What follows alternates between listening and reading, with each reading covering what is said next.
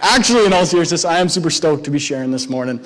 I get the pleasure of talking about modern idolatry, what it looks like today, and when we read in the Bible about what an idol is, right? We ask ourselves, what's an idol? What does this mean to worship idols? The Bible talks about these things made of gold, silver, wood that somebody would make, serve, worship to, and get something in return. It was very transactional, right? I want something, so I will worship you for it, right? Kind of like paying off a mob boss, like, I will pay you for my protection. Protection from what? From you, but we're not going to get into it. The only difference is 3,000 years ago, the only difference between that, the idea of making idols and worshiping them, the only difference between that and today is that they were actually honest about who they worshiped. They were actually honest that, I worship at the altar of money. I worship at the altar of victory in war. Today, when we're asked who we worship, we'll either say, nobody. I don't worship anybody. But I say not possible. We are designed to worship. It's in our DNA, right? You may say, oh, there's nothing. I don't worship anything. But an idol is anything that sits on your throne. Now, culturally, the definition has changed. And so I define an idol as anything that sits on the throne in one's life, becoming the source to which one turns for meaning, truth, consolation, or power other than the God of the gospel. That is idolatry. Now, there's a number of different types of idolatry, and there's four I want to talk about. First of them being physical idolatry. What are the physical things that we worship? Money, celebrities, influencers, sports teams. I just saw every Oiler fan just like, not me, no, wait till after the playoffs. Is it alcohol? Is it romantic partners? Technology? Is it work? See, all these are good things. Don't get me wrong, they're all good things unless made God things. Right? How much is your security based on the number in your bank account? Your feeling of peace, your sense of security, is it based on the numbers of your bank account? How do you let social media form your worldview? And is your success defined by the numbers of bedrooms and bathrooms and the price tag of the car in the driveway? An idol is anything that if we say, if I only had this, then I would feel peace. If I only had this, then my life would have meaning. If I only had this, then. Or, on the flip side, if I lost this, then my life would lose meaning. Wouldn't be worth living. Maybe idols are the people we love, our spouses, our kids. The next type of idolatry I want to talk about is idolatry of self. Your reputation, your image, your social status. Right? We say, oh, I gave my life to God. I gave it to him, but we still got like a death grip on it. Right? Too afraid that if we let go that what we had planned for our life is going to change. That, man, I've been chasing after this career, after this money, and I'm so close. So like maybe God, maybe after I get this, then I'll let go. Or maybe after I get this thing, God, then I will give you control. And what we're saying is that, God, I know what's best. Right? I know what I need. And if there's something that you want to give me, I'll decide if it's good enough for me. Self-idolaters also think that their actions predict outcome in everything you do in your life, good or bad. And I'll give you an example. So some of you may know Sadie and I haven't been living in our house recently. In February, we had a mouse infestation. Yeah, and that's not even close to the magnitude of an issue this was, right? In just 1 week, we trapped over 50 mice. Yeah, it was horrendous, and we found a bunch of like really poor construction methods that was allowing them to get in, and a combination of that and the health hazard that the dead mice and scat was leaving made us have to rip out our kitchen, rip out our floors down to the joists, rip out drywall. It's been a disaster, and it's a lot, not only financially but like emotionally, physically, relationally. And I found myself going like, man, what could I have done different? Like, and not like, putting out mouse poison and having a garbage can that seals properly, but I'm talking about like, man, what could I have done that maybe would please God in a way that I wouldn't have to go through this? Is he trying to tell me something? He's trying to punish me for something. And it was only recently, like last week, that somebody was like, oh, I didn't realize that what you do determines good or bad outcomes in your life. That whatever you do will then, in turn, bring you grace or bring you suffering. And it made me think, here's the truth. You're going to suffer. And actually, you're called into it. It's the truth, right? If you are called to be with people who are sinners, and in a sinful world, which you all are, you're called into suffering. 1 Peter chapter 4, verse 12 says, Beloved, and I love that he starts with that, we know exactly who he's talking to. Beloved, do not be surprised at the fiery trial when it comes upon you to test you, as though something strange were happening to you. And I was just shocked at the idea that this suffering was coming on us. I was blindsided. I thought that there must be something wrong with what I'm doing. The third type of idolatry I want to talk about is religious idolatry. Now, I mentioned earlier about the idols of the Bible being things that we would create so that we could worship. But things haven't really changed. We like to create versions of God that we worship. Right? We pick and choose the things that we like. Like, man, it's so great that God is full of grace and is our Savior. It's awesome. We like to accept that part and the fact that he is provision and comfort. Love those things. But the other stuff, people of 3,000 years ago would make idols of justice, fertility, victory in war. And they would worship so that the gods would serve them, right? Transactional. I'll give you this, so you may give me this. We do the exact same thing with God. We treat him as a vending machine of like, God, we know you are provision. Give us this. Give us forgiveness. Give us the prosperity. Treat him like a genie. We also like to think that God thinks the way we do. Right? Like, our definition of good is his definition of good, and our definition of evil is his definition of evil. Our definition of love is his definition of love. And as a result of this, we often get into things that are wickedness, that we think is good and think is of God, when in reality, God sees it as wickedness. And we can spend our whole life worshiping God and never knowing him. We spend our whole life creating this image of who we think God is and never truly knowing him. Matthew chapter 7, 22 and 23 says, On that day many will say to me, Lord, Lord, did we not prophesy in your name and cast out demons in your name and do many mighty works in your name? And then I will declare to them, Jesus says, I never knew you. Depart from me, you workers of lawlessness. Whew. Sometimes we even worship not God, but what he said.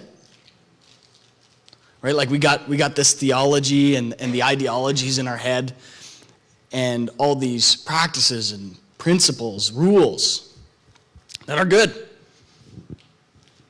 but they lacked the love that was intended behind them.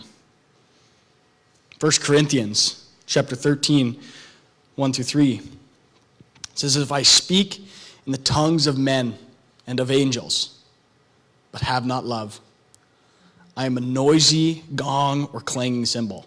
As a drummer, I think that would be good, but it's not. And if I have prophetic powers and understand all mysteries and all knowledge, and if I have all faith so as to move mountains, but have not love, I have nothing. If I give away all I have, and if I deliver up my body to be burned, but have not love, I gain nothing. The final type of idolatry I want to talk about is emotional idolatry. Not one we talk about super often. And emotions are not bad inherently, right? They are as a result of being an image of God. God experiences emotions, so we get the blessing of experiencing them as well. Joy, sadness, anger. Now, our emotions are true to us, right? We experience something happens, and we feel anger, sad, like somebody leaves. That hurts. That's hard. I experience anger and sadness and decide what to do as a result. The problem is that when that happens, when somebody else comes into our life and might be showing a few signs of leaving, we're going to have that same emotional response and act accordingly, letting our emotions guide our intuitions and our actions. Right? We need to put our emotions on trial. Right? When these things come up, right, they feel real, they are real, they're real emotions, but we need to demand, is this true? Now, anxiety, fear, anger, bitterness, covetousness, and happiness, these are the gods of our world today. These are the emotions that we let shape how we think, how we act, what we do, what we pursue. They can rule our lives. Now, a number of years ago, I had a job where I had a boss who some might say was disrespectful to their employees. And I had a time I was on the phone with him. I said, hey man, here's what's going on. There's been a mechanical failure, and he just grew increasingly angry. Some might say biting my head off. And while I'm trying to explain what's going on, he just decides, hangs up the phone on me. And maybe that's not a big deal to you. For me, man, I would rather somebody spit in my face than hang up the phone on me, because at least the person spitting in my face is doing it in front of me and gives me the dignity and respect of being there in front of me.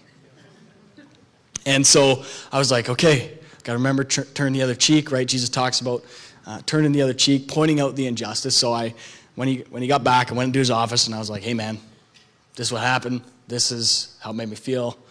Like, I'm not into this. And his response was, I don't recall. I was like, well, no, like, this is what happened. You remember it? Nope. And man, it like took away all the power that I was hoping that it would bring. Like, I was like getting like riled up. I was so excited going in there. Like, I'm going to give him a piece of my mind. But it like, all that was gone because he's like, no, don't recall. Don't think it happened. So I'm like, man, from then on, our professional relationship was me just avoiding conflict. Everything that I did, I didn't want to feel that way, powerless like I did. And so our entire professional relationship was me avoiding that conflict, doing anything I could, saying anything I could to make sure that he was not getting angry. And also, in my spare time, in my mind, I was letting that anger boil, like thinking of the things I want to say to him, some snappy comments, or maybe think of what I would say next time if this happens. And was not even giving him the opportunity to redeem himself, or I had no grace for him at all because my anger boiled. Now, there's a lot of idols today out there. Many emotions, many things, many people that can be idols. Now, if we look in the Bible, Thessalonica was a city that was built on idols. Right? There's roughly 24 idols recorded that they specifically worshipped, and prayers that you can actually find that were written to these idols. And Paul writes in 1 Thessalonians chapter 1, 7 through 10, he says, "So that you became an example to all the believers in Macedonia and Achaia," the surrounding area. "For not only has the word of the Lord sounded forth from you in Macedonia and Achaia, but your faith in God has gone forth everywhere, so that we need not say anything. For they themselves report concerning us the kind of reception we had among you, and how you turned to God from idols to serve the living God and true God, and to wait for his Son from heaven, whom he raised from the dead, Jesus, who delivers us from the wrath to come." There's three verbs that help us understand this: serve, wait, and deliver. Right? We had these gods that we would serve to. I will do what you say.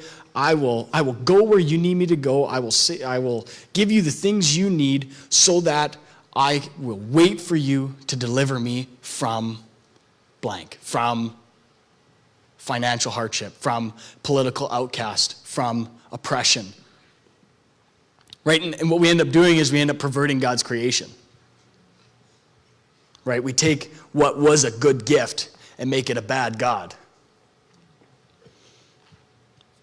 Right? Now what Paul is saying is that this message is spreading like wildfire, faster than, two middle schoolers are dating in the cafeteria, like, oh my goodness, did you hear?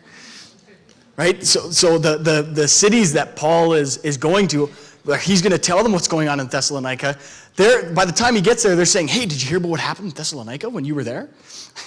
It's like, well, that's what I was here to tell you. Right? Why is this so significant? Why is this news so crazy? Well, it's pretty simple. They gave up their idols. Right? A city that spent so much time investing in, pouring into, trusting in, and loving these idols, they gave them up and turned to God. It's significant because it's hard. What do you worship? Is it your stuff? Your possessions? Is it yourself?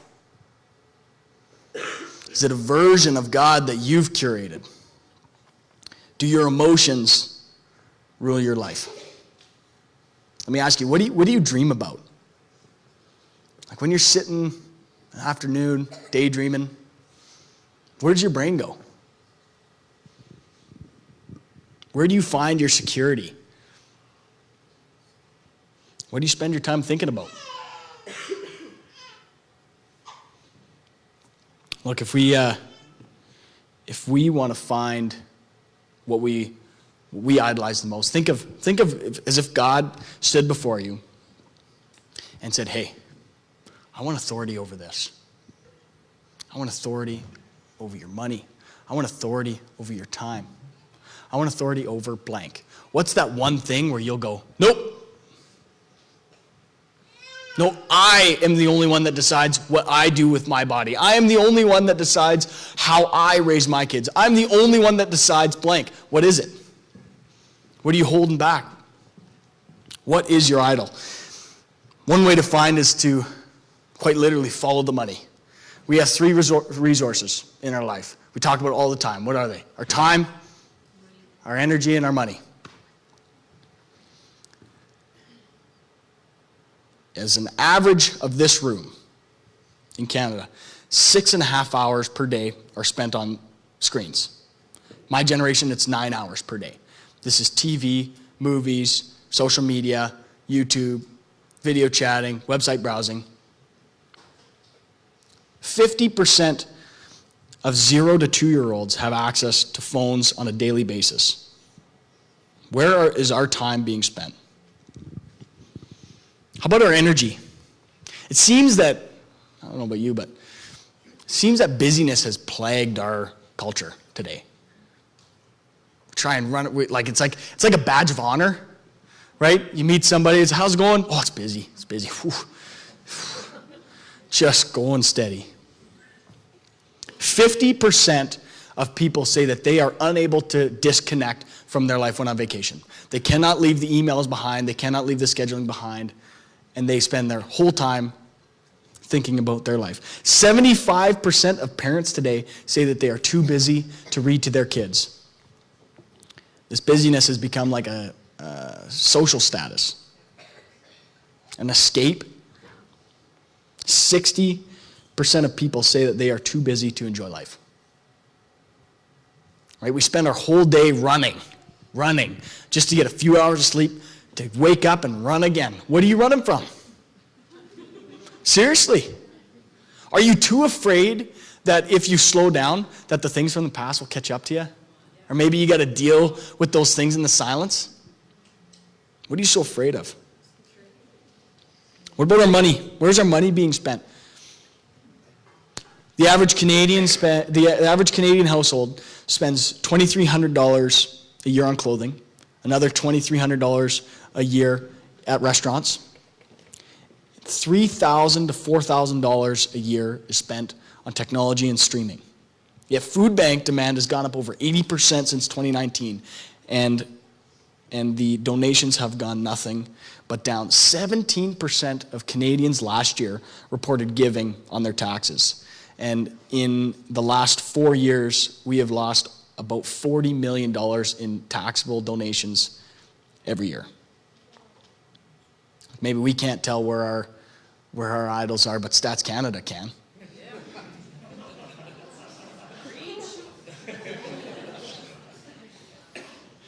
Can I get Felicity to come up, play for us? Look, it doesn't matter what God you worship. It really doesn't. As long as there is, it doesn't matter what idol you worship, excuse me. The reality is that you are a spiritual adulterer, no matter what's sitting on that throne. And I don't say that lightly. Right? There, in Exodus, God brought his people out of Israel, brought them to Mount Sinai, said, I want to partner with you. And so there was a wedding ceremony. And now us, the church, we are the bride of Christ. We are married to Christ. And every time that we turn to idols, we are committing adultery with Christ. Man, we are so blessed that we're covered in the blood of Christ. Because, man, the amount of times that we betray the Creator, man, that warrants quite the sentence. Right? We keep turning to these idols that even though they hurt us yesterday, we keep going, man, I just need this satisfaction. Come on, I know what's coming today. We're insane. You know, we think it's funny 3,000 years ago that a man could cut down a tree, buck it up, light a fire and warm his family, and then out of that same tree, we think it's funny. But I promise you today that what we do is far more ridiculous. Right? I wouldn't blame someone in the desert who hasn't had water in 2 days, is so thirsty and comes across toilet water and is like, man, I need to drink from that. And they're going to love it. I wouldn't blame you for that. But what's wild is that we'll hear a story of somebody going to this toilet water and going, man, this gave me life. I felt good again in my own skin. And we're like, man, I got to try that. And so we'll leave the living water in order to drink the toilet water. How ridiculous. We have a jealous God. It says in his word that he's jealous. He doesn't want to be jealous of toilet water, but we make him. You know, I think the Lord of the Rings has a very good depiction of an idol. When Bilbo's he's got the ring and he's in front of Gandalf, and Gandalf's like, why don't you just give it up? He's like, I could. I'm just giving it to my nephew. It's no big deal. Why should I give it up? It's mine. It came to me. I love it. Now you want it for yourself. And Gandalf says, I am trying to protect you. So Bilbo breaks down. He cries, says, you're right. I need to give this up. So he's going to leave on his journey.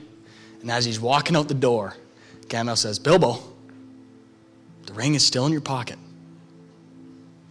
Oh yeah. It's hard. It's hard to crush these idols.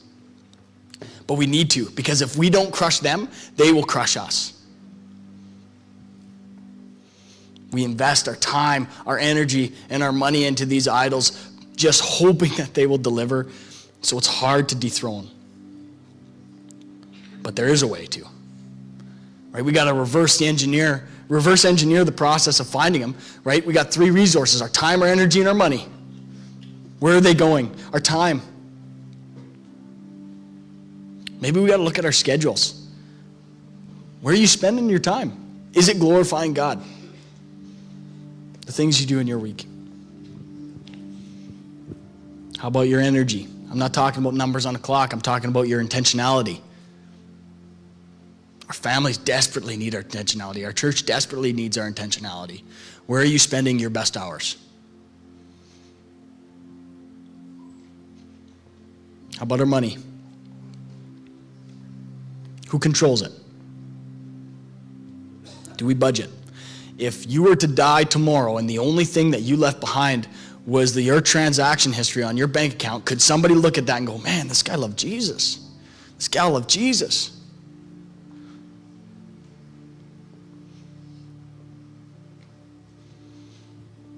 Look, we can dethrone idols, but we need to make sure that we are replacing it with the living God, because we're designed to worship.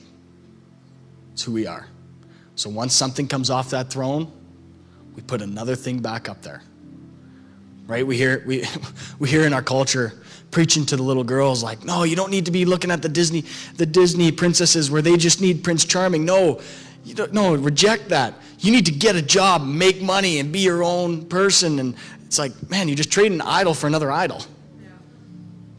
We need to replace it with the living God. Place our time, our energy, and our money. We need to serve, wait for deliverance. We need to serve God, give him our resources, our time, our energy, our money. We need to wait patiently so that he can deliver us from the crushing truth that idols bring. Now, this God, he will not crush you. He will not betray you. He will never leave you. He's the only God that has sacrificed for you, the only one that can ever actually love you. Jesus and the resurrection. Let's pray.